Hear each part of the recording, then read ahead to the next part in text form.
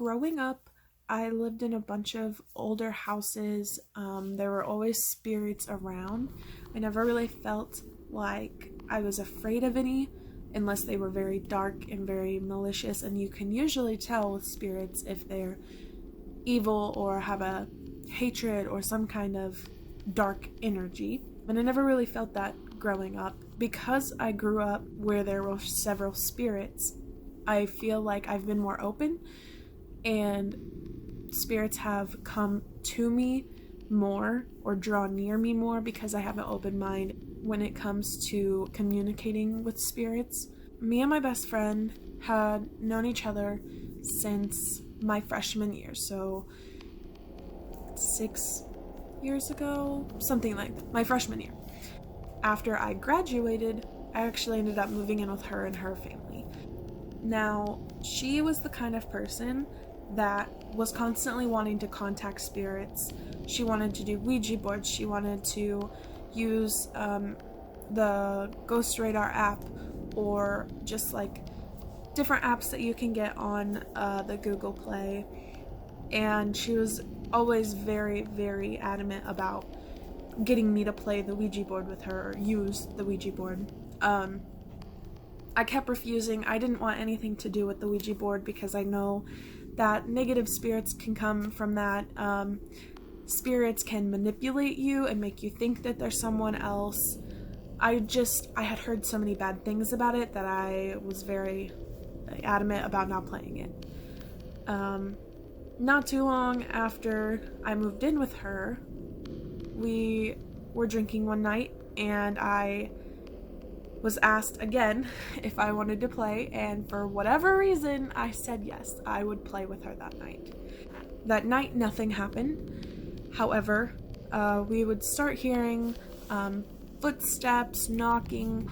If we were in the middle of a conversation and it was just me and her in the house, sometimes we would hear like a grunt, like a like almost like a clearing your throat, but like it would always be in the middle of our conversations, interrupting us, and we would be the only ones there. So we knew, and the back door. Her back door would shut on its own or open on its own, and it wasn't one of those that like, oh, you have to really latch it for it to shut. Like, it just shuts, and you have to turn the knob for it to open. And it would constantly open and close on its own, and even if you asked like on command for it to, it would.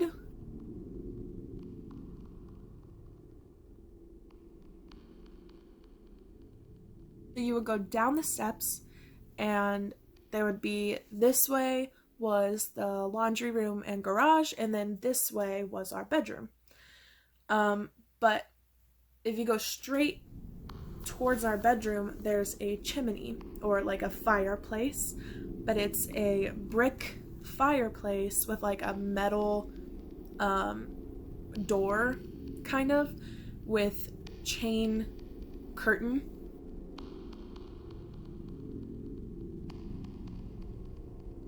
So the only light we had was a nightlight, which for whatever reason was red.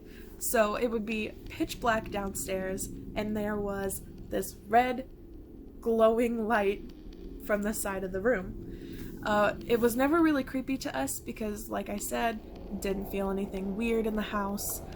But one night, we were talking and facing each other. So I was sitting like this, and she was facing me.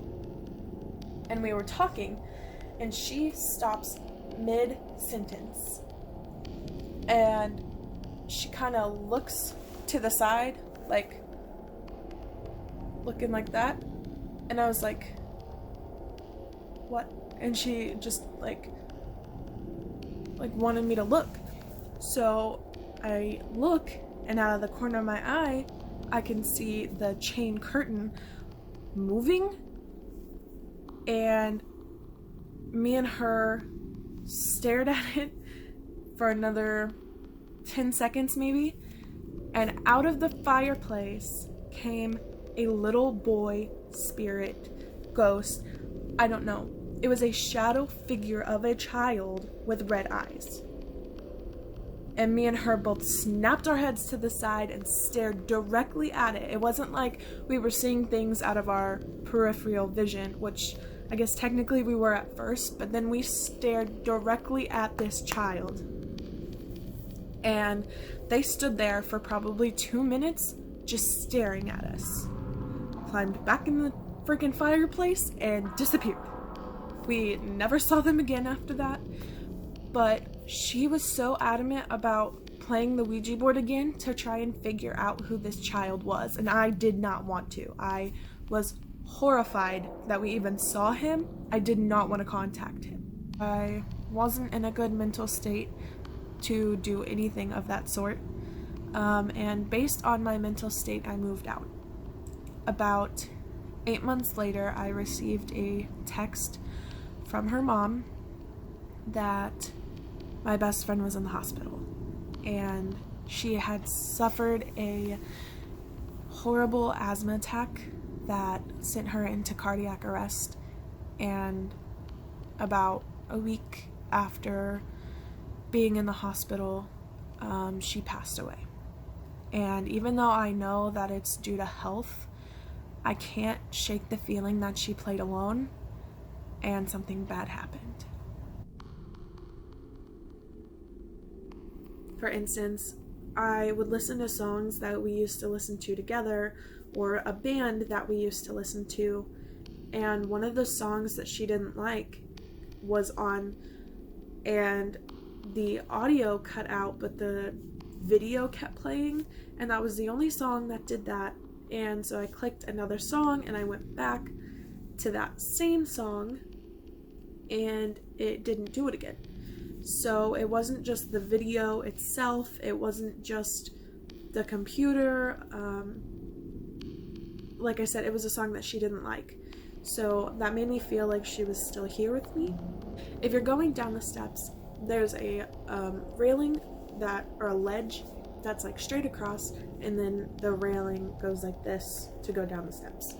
Well, there had been an air filter sitting on the ledge, and it had been there for like probably a few months.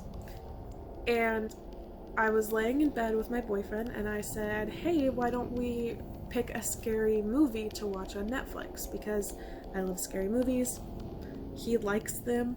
So we were like, yeah.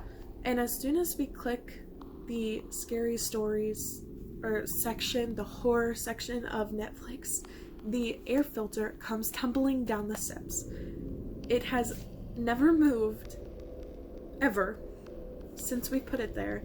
And then all of a sudden, it comes tumbling down the steps. I was alone downstairs.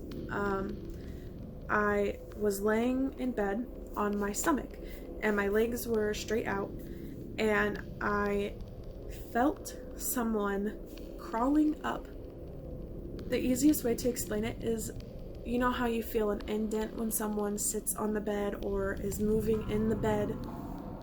I felt on each side of my body like handprints like going up and like crawling up my body.